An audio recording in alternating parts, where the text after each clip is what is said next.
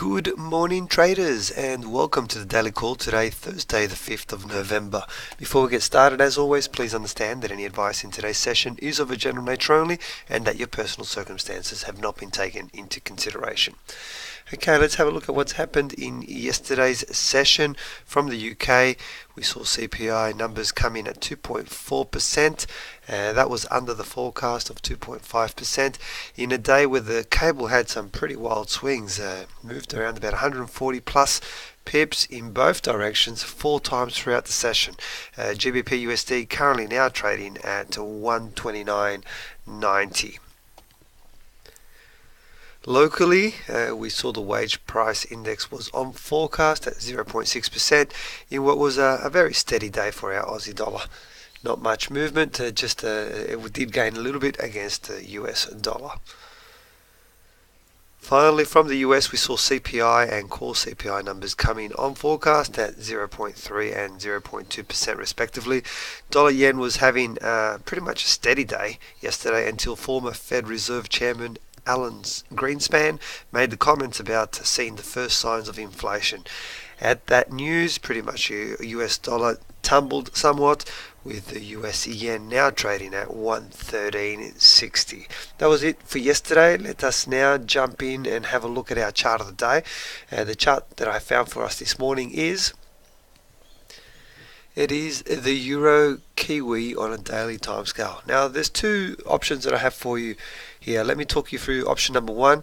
Option number one is one of those statistical trades that I do from time to time. We have just had 10 consecutive red candles in a row. If we count them, we go 1, 2, 3, 4, 5, 6, 7, 8, 9, and 10, which is yesterday's candle, which is just finishing up. Now, the statistical trade is basically we would just take a long for a short term. So we're not expecting the market to move up to this area here or anything like that. It's just purely statistics say that let's see if we can get a blue candle today, and it would be a short term trade. So typically you would trade it with a target of around about 40 odd pips or somewhere about there. It's different for everybody. I've seen people do it from 30 to 60. So if you chose around about 40, it would be a reasonable kind of number. And then for your stop, well then basically it would be almost like a one-to-one type trade, or just sit it in just behind the low of the candle that just finished. That is option one. It's a little bit more aggressive. It's a total different method. Option two is what we typically do, which is price action. We would need to wait for some kind of price action reversal to occur here, because then that could help us try and trade a double bottom. And that would be a typical trade that we would take. So there you have it. Those are our two options. Euro Kiwi on a daily time scale. What's happening in the session, which is about to kick off? We have at 11:30 this morning locally, we have our employment change and our unemployment rate numbers due.